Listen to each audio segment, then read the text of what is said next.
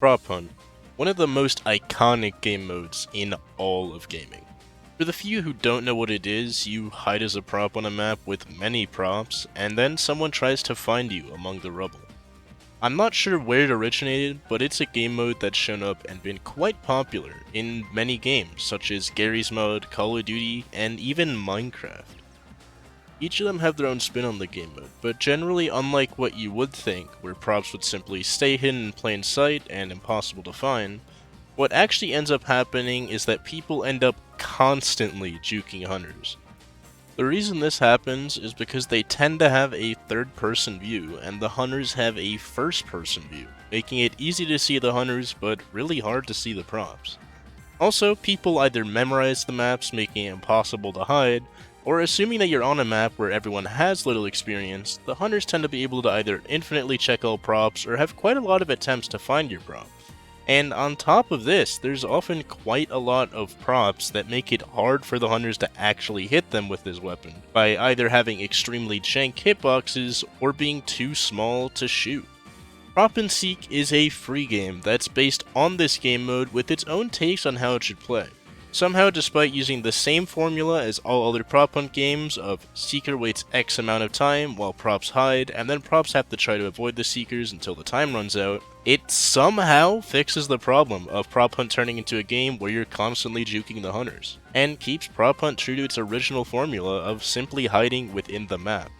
Now don't get me wrong, this game is extremely rough around the edges. You often get stuck on map geometry like sidewalks, for some reason some elements are paid, such as rerolling props or having certain weapons, and there's no built-in voice chat to taunt and talk to your enemies or allies, meaning all you have is text chat. Shooting your guns also feels a bit off, because it just does, and movement also feels a bit off overall for hunters and props because you have a lot more vertical mobility than horizontal mobility. This game also didn't fix the issue of something being too small to shoot, but it does have a weird feature where props have a randomized size, where normal map elements can become much larger or much smaller than the original version of the object it's based on. And while these may all be big problems, somehow the fact that this game is so scuffed also makes it really fun.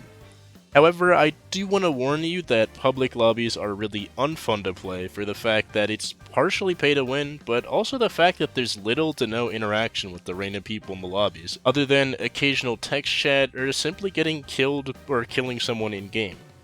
That being said, this game is extremely fun in a private game with friends who didn't spend money on this game.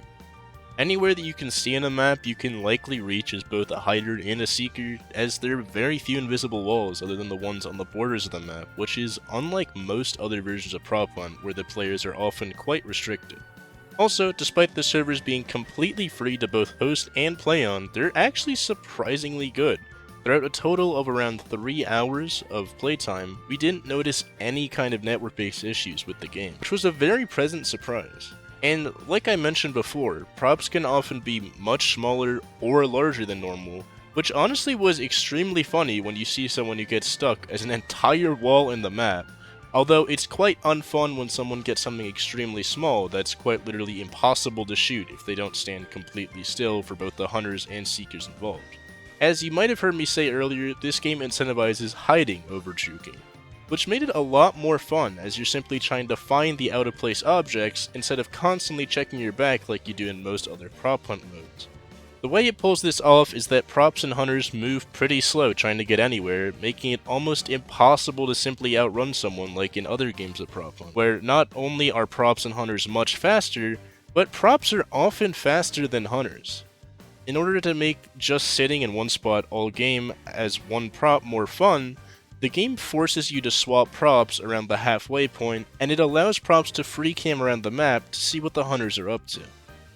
Also, for whatever reason, there's a competitive mode in this prop hunt game, so for all 3 people that ever wanted to play competitive prop hunt, this is pretty much the only version of competitive prop hunt I've ever heard of across the entire internet, although I'm not sure how good it is since I didn't really care to try it out. Overall, this game was surprisingly good despite being a very scuffed experience. It's completely free to play, and the only version of Prop Hunt I've ever played where the props are actually incentivized to hide on the map instead of just avoiding the hunters by using third person, which is actually how I prefer to play the game. The only real big issue that this game has is that hunter outlines through walls are enabled by default, which you should always disable in your custom games.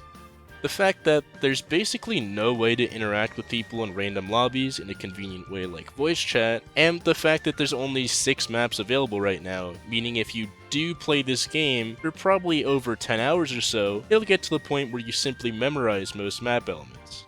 But since this game is constantly getting updated, I'm sure that more maps will get added over time, or hopefully even a custom level creator and the ability to play those custom levels. Assuming that this game doesn't become super pay to play in the future, and that you're playing with friends, this game is a very solid 3 out of 5.